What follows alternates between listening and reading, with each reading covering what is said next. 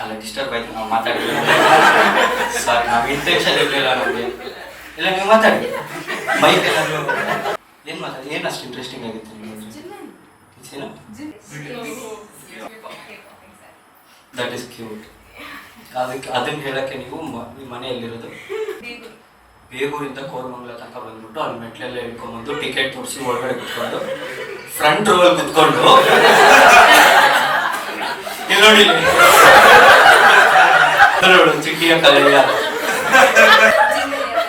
ಚಿಮ್ಮಿಯ ನಾಯಿ. ನಮ್ಮನೆ ನಾಯಿ ಸೇಮ್ ಹೆಸರು.